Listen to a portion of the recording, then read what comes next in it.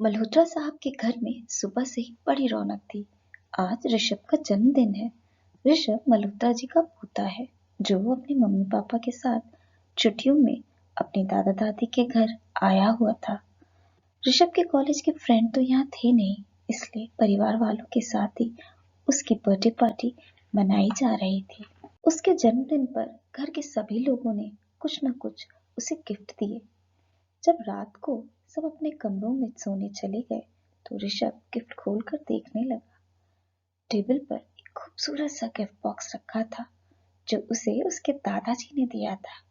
ऋषभ ने वो गिफ्ट बहुत उत्सुकता से खोला। ऋषभ देखना चाहता था कि उसे दादाजी ने क्या दिया है। ऋषभ की सारी एक्साइटमेंट ठंडी पड़ गई जब उसने उस बॉक्स में एक बहुत पुरानी सी वॉच देखी। वो दादाजी से ऐसे गिफ्ट की उम्मीद नहीं कर रहा था। दादाजी हमेशा उसे कोई न कोई बहुत अच्छा गिफ्ट दिया करते थे, क्योंकि वो उनका सबसे लाडला पोता जो था। अगली सुबह दादाजी ने ऋषभ को अपने पास बुलाया और पूछा, ऋषभ, तुम्हें गिफ्ट कैसा लगा? ऋषभ ने बुझे मन से कहा, अच्छा लगा। दादाजी ने आगे कहा, ये वॉच बहुत ही खास है। ये हमारे घर में कई पीढ़ियों से है।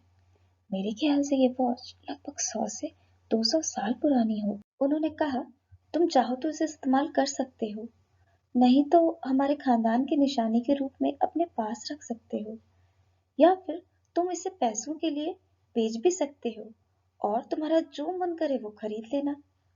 मुझे बुरा नहीं लगेगा। ऋषभ को दादाजी की बातों पर बहुत आश्चर्य हुआ और वह प्रश्न भरी नजरों से दादाजी की ओर देखते हुए बोला, दादाजी, ये वॉच बहुत आउटडेटेड है। मुझे नहीं लगता कि मैं इसे पहनूंगा, और ये इतनी पुरानी है कि मेरे ख्याल से इसे कोई भी नहीं खरीदेगा। दादाजी ने कोई जवाब नहीं दिया। दादाजी ने ऋषभ को अपने साथ चलने को कहा। वो उसे एक वॉच बनाने वाले की शॉप पर ले गए, यह देखने के लिए कि इस वॉच की कितनी कीमत है। उस वॉच बनाने वाले ने वॉच को बहुत ध्यान से अंदर और बाहर से देखा और बोला, सर, ये वॉच बहुत पुरानी है। मैं इसके आपको ज्यादा से ज्यादा 100 रुपए ही दे सकता हूँ। जब दोनों उस शॉप से बाहर आए तो ऋषभ ने कहा, दादाजी, मैं कहता था ना कि इस वॉच की कोई कीमत नहीं है। दादाजी ने कहा, देखते हैं। फिर वो उसे एक लोन देने वाले की शॉप पर ले गए, जहाँ लोग सामान गिरवी रखकर पैसे देते हैं। उस दुकान वाले ने वॉच को एक नजर देखा और बोला, अंकल, आपको क्या लगता है मैं इसकी आपको कोई कीमत दे पाऊंगा? ये तो कबाड़ है। इसे तो आपको कहीं फेंक देना चाहिए। सॉरी, मैं इसके लिए आपको कुछ नहीं दे सकता। ऋषभ ने फिर से दादाजी की तरफ ऐसी नजरों से देखा जैसे वो कह रहा हो, मैं जानता हूँ आज के समय में इसकी कोई कीमत नहीं है। अथक प्रयास करते हुए दादाजी ऋषभ को लेकर अब एक म्यूजियम पहुंचे। वो वहां के एक मुख्य अधिकारी से मिले, जो एंटीक चीजें देखकर उसकी कीमत लगाने का एक्सपर्ट था। दादाजी ने उसे वॉच दिखाई। वो उस वॉच को देखकर खुशी से चिल्ला उठा, वाह, क्या चीज बनाई है! अविश्वसनीय! कितनी खूबसूरती से तराशा हुआ, बारीकी से बनाया हुआ डिजाइन! ओह माय गॉड, देखो तो जरा, इसके अंदर कितना अच्छा मटेरियल लगाया गया है। इस वॉच को बनाने में कितना समय और संयम लगा होगा। ये वॉच तो प्राइसलेस है, इसकी कोई कीमत नहीं लगा सकता। मैं इसकी कोई कीमत तो नहीं लगा सकता, पर मैं इसके लिए आपको 25 लाख दे सकता हूँ। बहुत बहुत धन्यवाद कि आप इस वॉच को लेकर हमारे पास आए। इस वॉच के लिए आपने हमें चुना, इसका शुक्रिया। ऋषभ उनकी बातें सुनकर आश्चर्यचकित, बिना पल के झपकाए स्तब्ध सा खड़ा रहा। दादाजी ने बहुत गर्व से वो डील स्वीकार कर ली और उन्होंने उस एंटीक वॉच को दे दिया। जब दोनों घर वापस आए तो दादाजी ने ऋषभ समझाते हुए कहा, ऋषभ, हमेशा याद रखना कि तुम्हारी वैल्यू तभी है जब तुम सही स्थान पर हो। जब हम वॉच बनाने वाले के पास गए तो वो इस वॉच में इसके स्क्रू और इसकी कमियों को ढूंढता रहा, जिसे उसे ठीक करना है, पर वो इस एंटीक वॉच के लिए गलत जगह थी। जो दुकानदार सामान गिरवी रखते हैं वो उस सामान की कीमत आज के हिसाब से लगाते हैं। वो जगह भी इस एंटीक वॉच के लिए गलत थी।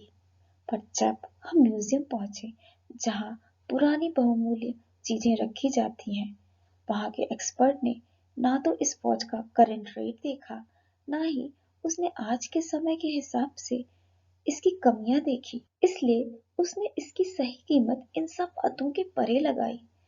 इस जैसी एंटीक वॉच की वो म्यूजियम वाले ही कदर कर सकते हैं। म्यूजियम ही इस वॉच के लिए एकदम सही स्थान है। इसलिए जब वो अपने सही स्थान पर पहुंची, तभी उसकी कीमत लगी। इसलिए बेटे, जब तुम्हें ऐसा लगे कि तुम जहां पर हो वहां तुम्हारी कोई कीमत नहीं है, तो तुम हताश और निराश मत होना। बस ये समझ लेना कि शायद जहां हो वो जगह तुम्हारे लिए नहीं है।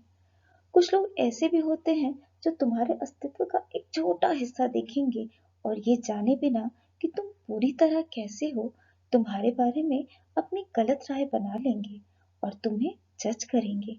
उनके लिए तुम्हारी कोई कीमत नहीं होगी। कुछ लोग ऐसे भी मिलेंगे जो तुम्हारे पास कितना पैसा है या फिर तुम्हारा सोसाइटी में क्या स्थान है, तुम्हारे पास क्या है और कितना है, इस बात पर तुम्हारा आकलन करेंगे, ये जाने बगैर कि तुम क्या हो।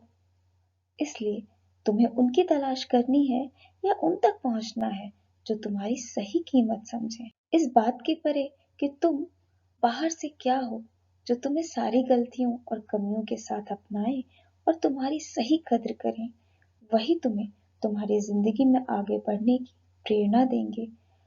वहीं पर तुम्हारी सही जगह है और तुम्हारी असली कीमत है।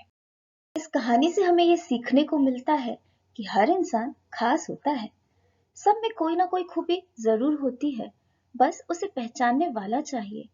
इसलिए शायद कहते हैं कि हीरे की कद्र सिर्फ चौरी ही कर सकता है, वरना है तो वो सिर्फ कांच का एक टुकड़ा ही।